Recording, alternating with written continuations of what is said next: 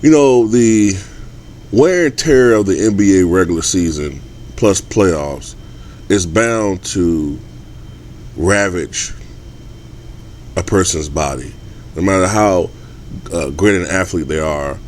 During the regular season, there's always wear and tear on these NBA players. You know what I mean? Like,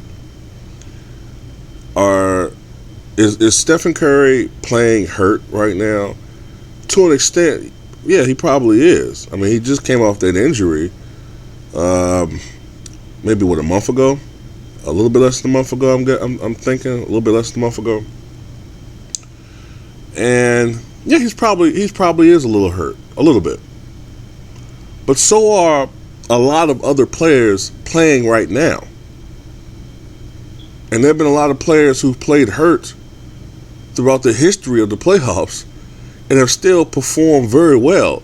Some of the most legendary performances I can think of, not even just the playoffs, just regular season, have come from players who were chronically injured or hurt in a way that Curry can't even comprehend. And I'm getting so fucking annoyed at the media because Curry is shooting 43.6% from the floor and 40% from the three, which is actually fairly good. The field goal percentage could be a tad higher, but the three-point percentage is still great.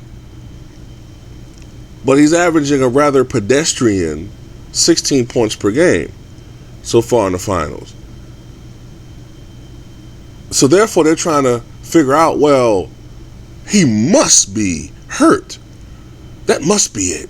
Because remember, when he was playing in Oklahoma City, the first couple of games when he was being outplayed by Russell Westbrook, their excuse then was, well, he's hurt. He's hurt. The first 4 games, I should say.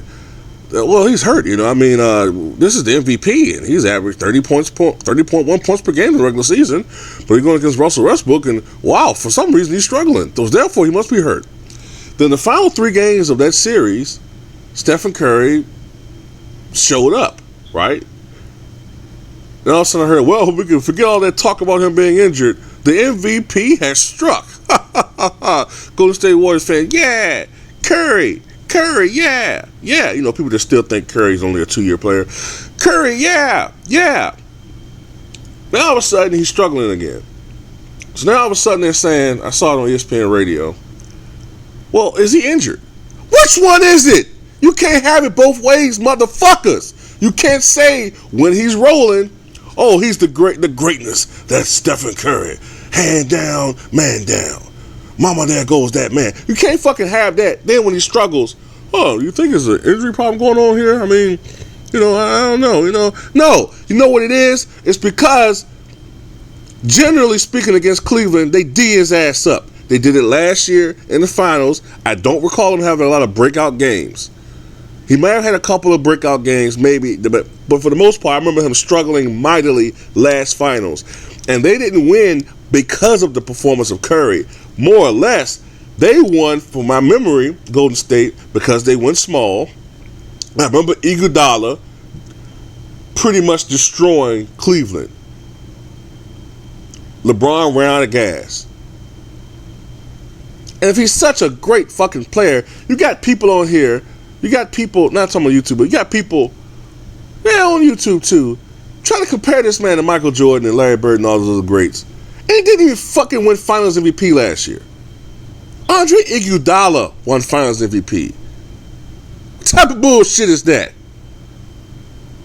This guy hasn't even scored 20 points yet in this finals. But you're trying to tell me he's the greatest shooter of all time?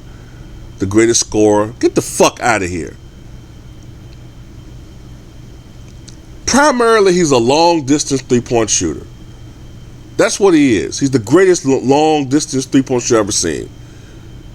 That's how he gets a lot of his buckets, from throwing up three-pointers, from shots that mostly are bad, even to other great three-point shooters, are within his range.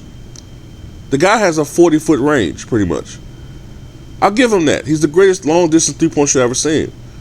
But his mid-range game is suspect, and his scoring ability outside of shooting is average. All you got to do is keep him behind that 3-point line, put a man in his face, and, you know, once he tries to penetrate, have a second defender spy him, you know, try to block him from his ascension to the basket, have him take some type of tough shot. Boom. He's not going to probably most likely, unless he hits some ridiculous shots or he's on fire, he's not going to put up more than 25 points. Only thing about it, you kind of have to worry about other guys hurting you, like Green and Thompson and Iguodala. That's the thing. But you can't stop him. That's the thing. You can stop Stephen Curry. That's why I don't understand it when people compare him to the all-time greats. I'm not gonna say he's one-dimensional, but he's 1.5 dimensional. I never saw what was so special about him when you compare him to the all-time greats. Now, when the conversation comes to shooting, on the other hand, that's a whole nother debate. Yeah, he's up there.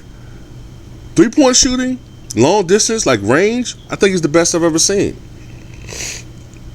But you also have to take into account the rule changes. Now, the greatest all-around shooter I've ever seen, guess you got to put guys up there like Larry Bird, Drazen Petrovic. I wouldn't say Dale Ellis is the greatest all-around shooter I've ever seen, but he was one of the best 3-point shooters I've ever seen. Glenn Rice could sometimes be inconsistent at times. The best season I ever saw for him was 96-97. But Larry Bird played hurt all the time, in particular after 1988. After the bone spurs, after the back problems, he wasn't the same guy. But Larry Bird played hurt all the time. He didn't make any excuses. There were no excuses made for him. He just produced. Now, as he was hurt, no, he didn't perform in the same MVP type level. But this is what a guy who's hurt chronically, day after day, can't even bend over. This is what he could do.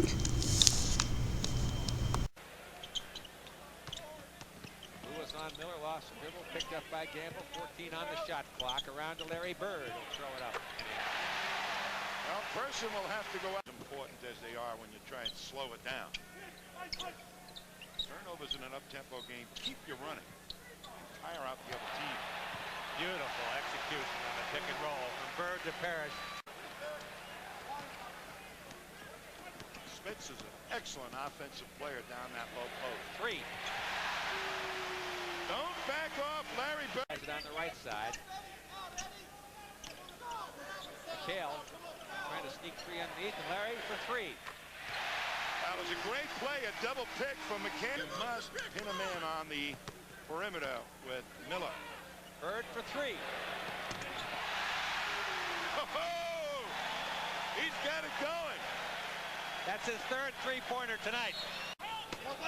Sal Thompson looking over Bird. It's way short. Gamble pulls it out of the back. He's got Bird on the right. He hits a Bird. Back to Gamble. Lays it up and in. Beautiful pass. Now to play in the first half with the Celtics in command. 63-48 by 15. Brown to Bird. On up to 3. He's 3 for 4. He's going to take the 3. Yikes. It's my evening for threes. To stay with Reggie because they throw 1, 2 picks at you. Just takes him a half a count to get the shot off.